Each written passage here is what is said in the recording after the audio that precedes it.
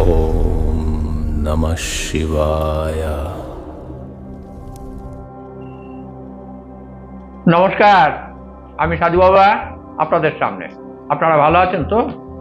আশা করি ভালো আছেন। ভৈরব সাধনা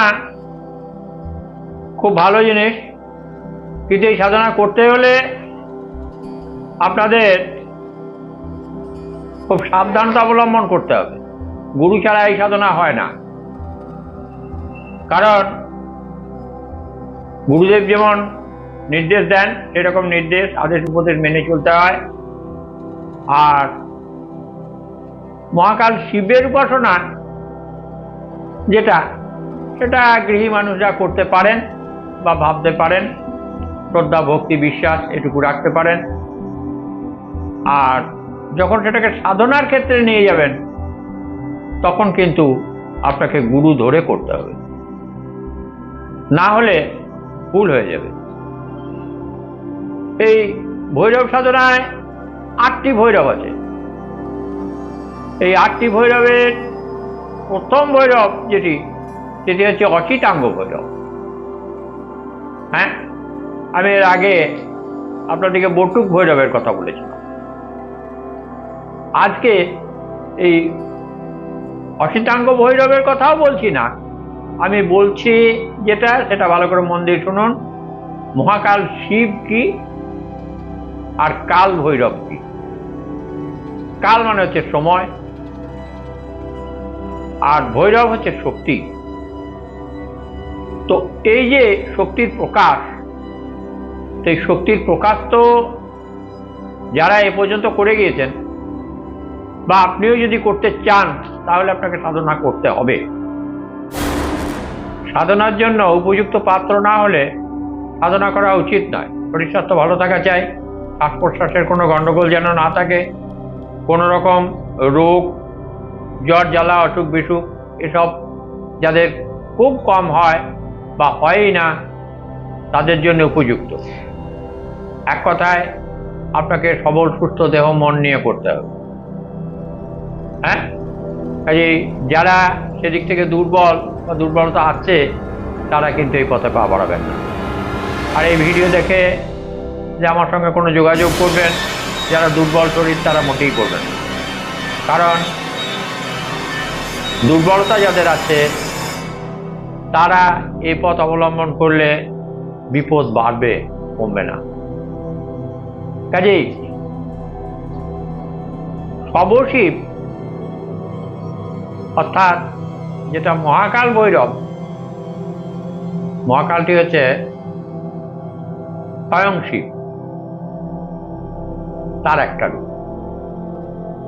আর কাল ভৈরব হচ্ছে তার একটি বিশেষ শক্তিযুক্ত অবয়ব।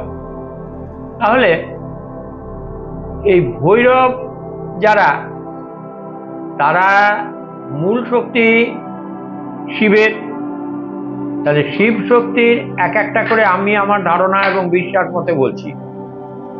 হ্যাঁ, শিবের এক এক সময়ে এক এক রকম শক্তির পরিচয় দিয়েছেন এবং যখন যেরকম রূপ ধরে দিয়েছেন তারই এক একটা রূপ হচ্ছে ভৈরব। এই রূপ চিন্তা করে আর এই কর্মক্ষমতাকে চিন্তা করে তার যে পথ, সেই পথ ধরে আগে আগালে সেই সাধনাটি করা হয়। তাহলে সেই সাধনাটি তো সবারই জানা থাকবে না, শাস্ত্র মতে জানলে হবে না।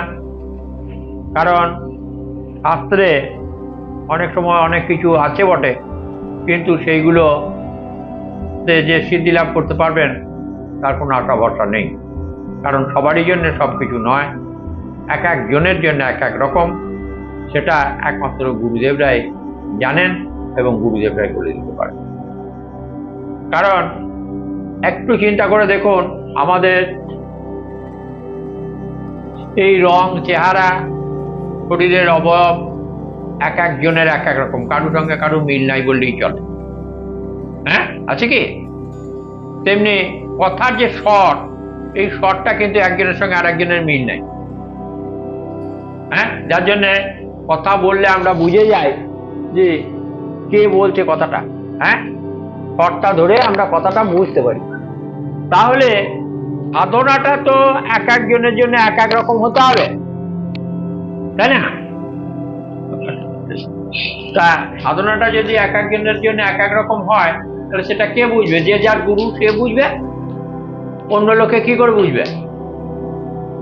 আমি এখানে ইউটিউবে আপনাদেরকে বলছি, মানে একটু সাবধান করে দিচ্ছি, আপনারা যে যে গুরুর কাছে যাবেন সেই গুরুদেব যেন শক্তিশালী গুরুদেব হন এবং তার যেন জানা থাকে, আর তিনি যেন আপনাদের পথ হাত ধরে পথটা আগিয়ে দেন। হ্যাঁ, আমি এটা আশা নিয়ে আজকে আপনাদের এই মহাকাল ভৈরব আর কাল ভৈরবের মধ্যে যে গুণগত পার্থক্য আছে সেটা দুই চার কথা বলছি। সময়ের অধিকর্তা হলেন মহাকাল ভৈরব, আর সময়ের যে শক্তি, সময়কে জয় করার জন্য যে শক্তি, সময়কে যে রুখে দিতে পারে, সেটা হচ্ছে কাল ভৈরব, তাই না? একটু ভালো করে চিন্তা করে দেখুন। উগ্র ভৈরব হচ্ছে কাল ভৈরব, আর খবরশিব হচ্ছে ঠান্ডা, হ্যাঁ, নীরবতা, নিস্তব্ধতা। তার মানে একটু গভীরে চিন্তা করলে বুঝতে পারবেন সময়ের অধিপতি আর সময়ের শাসক দুটো কিন্তু আলাদা। টোটাল সময়ের অধিপতি হচ্ছেন শিব, তিনি মহাকাল শিব, আর যিনি কাল ভৈরব সেটাও শিবই, তবে তার শক্তি, তার ক্ষমতা আলাদা। প্রত্যক্ষ বা পরোক্ষ, এগুলো একটু গভীরভাবে চিন্তা করলে, গুরু সকাশে আলোচনা করলে সব থেকে ভালো। আপনারা যে যেই সাধনা করতে যান না কেন, যদি ভৈরব সাধনা করতে হয় তাহলে আপনাদেরকে গুরু নির্দেশ মেনে চলতে হবে। আর এই ভৈরব সাধনার যে বীজ মন্ত্র, সেগুলো এক একটা ভৈরবের এক এক রকম বীজ মন্ত্র।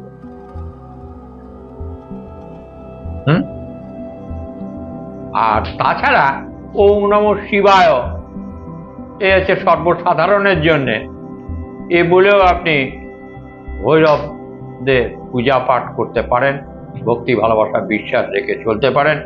সংসারে কোনো অসুবিধা নেই, কিন্তু সাধনার ক্ষেত্রে অসুবিধা আছে। কারণ সাধনার ক্ষেত্রে ভয়কে জয় করতে হবে, তাহলে ভয় রাখলে চলবে না। নিজের চরিত্রটাকে ভৈরবের মতো করতে হবে। যদি ভূত সাধনা করতে যান তাহলে যেমন ভূত হতে হবে, যদি দেবতার সাধনা করেন তাহলে দেবতা হতে হবে, ভৈরবের সাধনা করলে ভৈরব হতে হবে। আগে নিজেকে হতে হবে তো, হ্যাঁ। যদি নিজে ঠিক সেই রকম সাজতে না পারেন, রূপ যদি আপনার না হয়, তাহলে আপনি কি করে সেই ভাব ভাষা কি করে করবেন? হারমোনিয়ামটা আপনি ধরতে জানেন না, বা জানো তো দূরের কথা, হ্যাঁ। আগে হারমোনিয়ামটা ধরতে শিখুন ভালো করে। আমার কথাটা বোঝা গেল? খুব ভালো করে চিন্তা করবেন। আমি এলোমেলো সাধু তো, ওই জন্য হট করে এক একটা কথা, এক এক সময় প্রসঙ্গ উল্টিয়ে হট করে মাথায় আসে আর সেটা বলে দিই, হ্যাঁ। তা যে খোল বাজাবে সে খোলটা ধরা দেখলে আমি বলে দেবো যে এ কেমন খোল বাজাবে, হ্যাঁ। খোলটা বাজিয়ে দেখাতে হবে না আমাকে, খোলটা ধরা দেখলে আমি বলে দেবো যে এ খোল বাজাতে পারবে কিনা, হ্যাঁ। আপনি কলমটা ধরে একটা অক্ষর লিখলে আমি বুঝতে পারবো আপনি কতটা লেখাপড়া শিখেছেন। বোঝা গেল? এর নাম সাধু বাবা। আমি অহংকার করছি না, অহংকার পতনের মূল। আমি গর্ববোধ করি যে এই সাধুপথে আমি অনেক কষ্ট করে, সহ্য করে, অনেক কিছু করে, অনেক রকম অবস্থার মধ্যে পড়ে আমার এই সাধুতা। আজও সেই পুরনো অভ্যেস, ধুনি জ্বালা, হ্যাঁ, কোন আমলে জেলেছিলাম তার ঠিক নাই, আবারও আপনাদের সামনে ধুনি জেলে খালি গায়ে বসে পড়েছি, হ্যাঁ। এটা সেই বিগত দিনের অভ্যাস আছে, তাই আজকে করে দেখলাম। হ্যাঁ, যে আমি ঠিক আছি কিনা একবার করে নিজেকে তো মেপে দেখতে হয়। এই নিজেকে মেপে দেখতে গিয়ে দেখছি না, ঠিকই রয়েছি, বেশ তো কথা বলছি, আর আপনারাও রয়েছেন আমাদের সঙ্গে। আর এই সাধু বাবাদের জীবন কি জানেন তো, ছন্নছাড়া জীবন তো আমাদের। হ্যাঁ, তাই ছন্নছাড়ারা এই অনেক কিছু জানে বোঝে বটে, কিন্তু তাদের কথাটা কেউ শুনতে চায় না, এটাই ভারী দুঃখ লাগে, আর কিছু নয়। তবে আমরা যা বলছি তা কিন্তু ঠিক বলছি, বেঠিক কথা একটাও বলছি, কিন্তু মানুষ যারা নিতে পারে, যারা বুদ্ধিমান, যারা জ্ঞানী, তারা নেয় এবং তারা ভালো থাকে। আর সাধু বাবার কাছে এসে যদি তারা খারাপ থাকে, তাহলে সাধুরা মুখ দেখাবে কি করে? হ্যাঁ, কাজেই ভালো করে থাকুন, ভালো করে চলুন, কথাগুলো শুনুন। আর ইউটিউবের মধ্যে যেটুকু বুঝছেন তার মধ্যে এটা বুঝুন যে আপনারা যদি ভৈরব সাধনা করেন, তাহলে ঠিক মতো বীজ মন্ত্র জেনে তাকে সাধনার পথে নামতে হবে। তবে দুর্বল মানুষ কখনোই করতে পারবেন না। আর এই ভিডিওটা দেখে বুঝে নেবেন আগে, তারপর নামবেন পথে। যদি সম্ভব মনে করেন তাহলে সাধনার পথে আগাতে থাকবেন, কেউ আপনাকে বাধা দেবে না। আর সাধনায় প্রথম তো সাজতে হবে। হ্যাঁ, আমরা দেখুন, এই যদি নাচতে হয় তাহলে নাচের পোশাক পরতে হয়, পায়ে ঘুঙুর বাঁধতে হয়। হ্যাঁ, এমনি আপনাদেরকে যদি সাধনায় নামতে হয় তাহলে প্রথমেই কিন্তু গুরু বাড়ি যেতে হবে, আর গুরুদেব যেরকম যেরকম বলে দেবে সেরকম ভাবে আপনাকে চলতে হবে। কেন হবে না? খুব সহজ জিনিস, ভয় পাবারও কিছু নেই।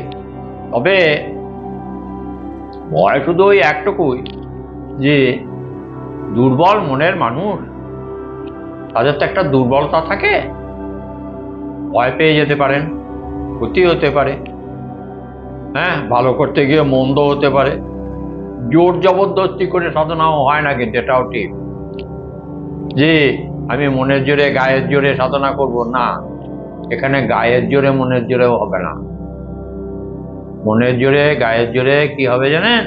গায়ের জোরে কাজ করা যাবে, কাজটা করতে পারবেন। আর মনের জোরে ভক্তি, বিশ্বাস, শ্রদ্ধা, ভালোবাসা এইগুলো করা যাবে, এগুলো থাকে। সংসারী মানুষদের মনের জোর রাখতে হবে। হ্যাঁ, কোনো সন্দেহ নেই। আমি ওখানে সাধনার কথা।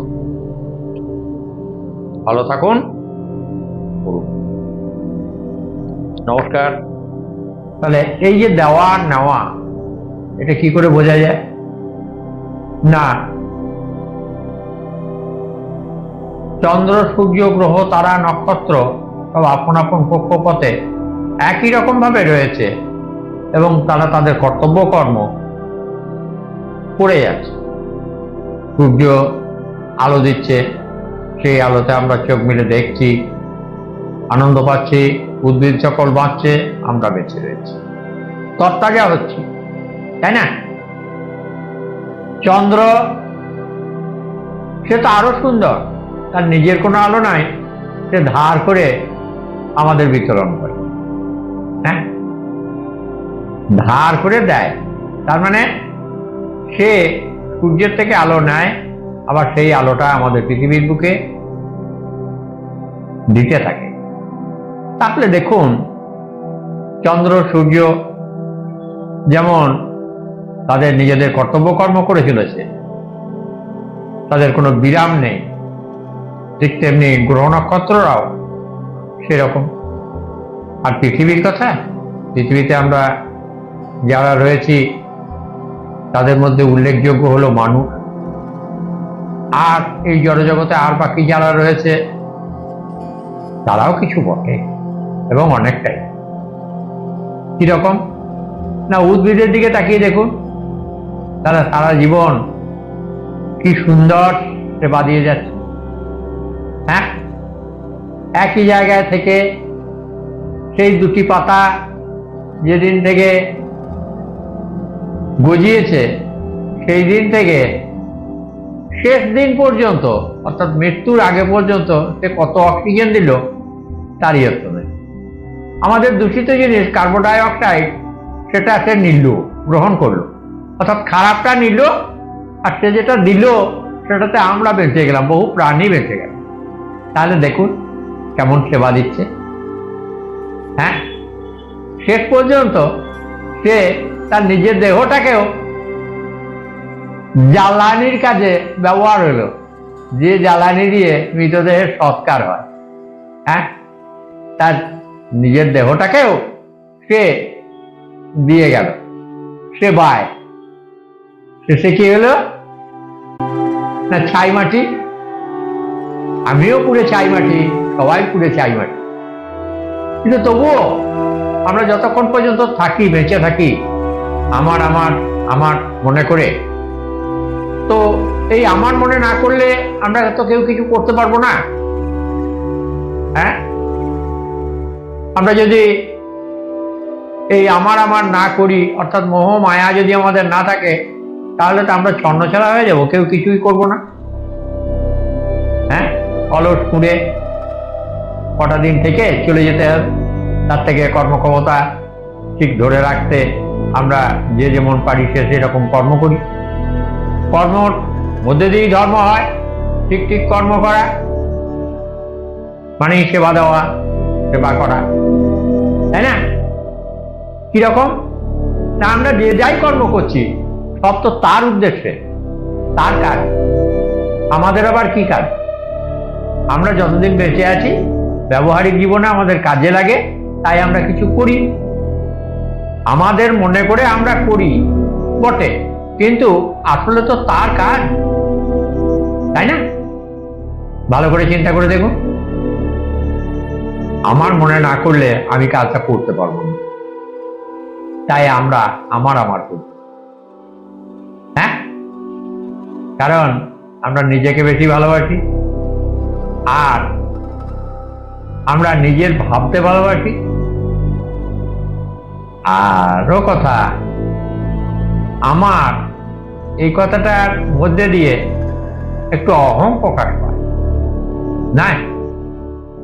আমার টাকা, আমার পয়সা, আমার বাড়ি, আমার গাড়ি, হ্যাঁ, অন্যকে ছোট করে নিজে একটু আত্মগর্বে গর্বিত হয়ে অহংকারের প্রকাশ করা, তা হোক, ক্ষতি নেই। কেন? এটা তো থাকবেই, না থাকলে আমরা উত্তরোত্তর বাড়তে পারবো না। একের অপরের দেখা দেখি আমরা বেড়ে উঠতে চলেছি, এবং ক্রমশ একে অপরকে পিছনে ফেলে রেখে আমরা সবাই আগাতে চাইছি, আমরা সবাই। তাই সবাইকে যদি আগাতে হয় তাহলে কিন্তু এই সেবামূলক কর্ম করতে হবে, তবেই ঠিক আগানো হবে। যা কিছু করছি সবই সেবার জন্য, তাই সেবা দিতে এবং সেবা নিতেও হবে, দিতেও, তাই না? সেবার থেকে বড় ধর্ম আর কিছু নেই গো। যিনি সংসারে আছেন তিনি সব থেকে বড় ধর্ম করছেন, তিনি তার সংসার প্রতিপালন করছেন, দেশ প্রতিপালন করছেন। হ্যাঁ, 10কে দেখছেন, 10-এর সেবা দিচ্ছেন। এমনকি সকাল থেকে উঠে দরজার ভিখারি থেকে শুরু করে রাত 10টা পর্যন্ত সবাই আমরা সেবা ধর্মে ব্রতী আছি। যে যেমন পারি সে সেই রকম করি না? আর এটাই সব থেকে বড় ধর্ম, কিচ্ছু নেই। আমরা এই বেঁচে আছি, দুটো খেয়ে পড়ে রয়েছি, তারপর তো চলে যেতে হবে। যা কিছু বাড়তি জিনিস, যা কিছু করলাম, গাড়ি বাড়ি, ধন দৌলত, ঐশ্বর্য, তা তো এখানেই থেকে যাবে, আমার উত্তর পুরুষের কাজে লাগবে, তাই যারা থাকবে আমার পরে তাদের কাজে লাগবে। সে কারণে আমাদেরকে কিন্তু ধর্মের পথে, সত্যের পথে এগিয়ে যেতে হবে। ধর্মের সব থেকে বড় সত্য হলো সেবা ধর্ম, সত্যের সংসার। আপনি খুব ভালো করে দেখুন, আপনি যার সেবা দিচ্ছেন, আপনি তার কাছে আশীর্বাদ পাচ্ছেন, তাকে আনন্দ দিচ্ছেন, সেও আপনাকে আনন্দ দিচ্ছে, খুশি করছে, মুগ্ধ হচ্ছে। হ্যাঁ, আপনার জন্য সে ভালো কিছু প্রার্থনা করছে ঈশ্বরের কাছে। ঈশ্বর সব করেন, এটা তো সত্য, কিন্তু ওই যে আশীর্বাদ কারু ভাবা, সেটা কিন্তু ঈশ্বর শোনেন এবং তার ভাবাটা ঈশ্বর মঞ্জুর করেন। এরকম গল্প আমি আপনাদের শুনিয়েছি। ঈশ্বর কার কথা শোনে? ঈশ্বর তারই কথা শোনে যে ঠিক ঠিক কর্ম করে, যার মধ্যে শ্রদ্ধা আছে, ভক্তি আছে, বিশ্বাস আছে, ভালোবাসা আছে, হ্যাঁ, পূজা পাঠ করে, ধর্মকে মেনে চলে, ঈশ্বর তার কথা সবার আগে শোনে। দেখুন, একটু চিন্তা করলে বুঝতে পারবেন যে আমরা কাজকর্ম করতে গিয়েও দেখেছি, যিনি তার সব কাছে রয়েছেন তিনি যা বলছেন বা যা করছেন তা কিন্তু তাদেরই কথা। জজ সাহেব কোর্টে বিচার করেন, আপনার আমার কথা শোনে না, ওই উকিল বাবুরা বলে তাদের কথাগুলো শোনে, আর সেখান থেকে সেই বিচারক বিচার করেন। কথাটা একটু ভালো করে বুঝুন। কোনো বড় অফিসে গেলেন, সেখানে দেখবেন একটা সিকিউরিটি বলে দরজার গোড়ায় একজন দাঁড়িয়ে থাকে, তাকে গিয়ে বলতে হয়, সে অনুমতি দিলে তবেই আমরা ভিতরে প্রবেশ করতে পারি। তাহলে দেখুন, কার কথাটা আগে শুনছে না যে তার কাছে আছে? তাহলে তার কাছে থাকতে গেলে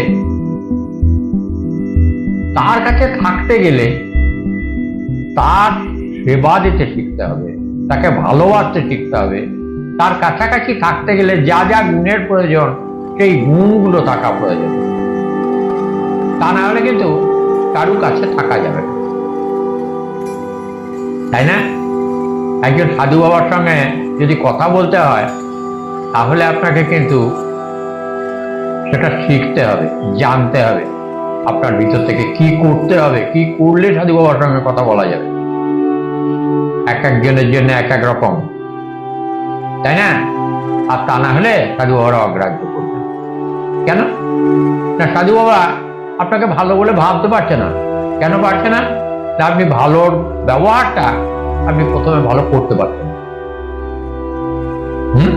কুটুম বাড়ি গেলে একটু মিষ্টি হাতে করে কুটুম বাড়ি যেতে হয়, তাহলে সেই কুটুম বাড়িতে গিয়ে আদর পাওয়া যায়। হ্যাঁ, আর এমনও শিষ্য ভক্ত রয়েছেন যারা তারা টক টক করে দুটো পায়ে হাত দিয়ে প্রণাম করলেন বটে, এই ঠকাটি প্রণামে গুরুদেবের মন ভরে না। কথায় বার্তায়, চাল চলনের, শ্রদ্ধায়, ভক্তিতে অবনত মস্তকের মধ্যে দিয়ে বোঝা যাবে যে ভক্তটি কেমন, তার মধ্যে কিছু রয়েছে কি। যদি কিছু না থাকে তাহলে তার সঙ্গে কথা বলা আমাদের বৃথা হয়। আমরা বলতে ভালোবাসি না, জোর করে দু চারটে বলি বটে, কিন্তু পরক্ষণেই একার মনে থাকে না। তাই মনে রাখার মতো কিছু করতে হবে, তবে তাকে মনে থাকবে, নচেত মনে থাকবে না। আপনারা দোষ দেবেন না, আমি সত্যিটা বলছি। হ্যাঁ, আমাকে দোষী করবেন না, কারণ এটা আমিও তো দেখছি অনেক দিনকার সাধু বাবা। আমি অনেক বয়স হয়ে গেল, আর দুদিন বাদে চলে যাব। দুটো সত্যি কথা বলে যাচ্ছি, সাধুগুরু বৈষ্ণবের কাছে গেলে একটু সেইভাবে যাবেন। আগে তাকে সন্তুষ্ট করুন, যা জানার দরকার, যা পাওয়ার দরকার তা তিনি অবশ্যই দেবেন। হ্যাঁ, আর এইভাবে হয় না শুধু ইউটিউবে দেখলাম কি বলেছে সাধু বাবা, তাতেই সব শিখে গেলাম, জেনে গেলাম, কখনোই হবে না।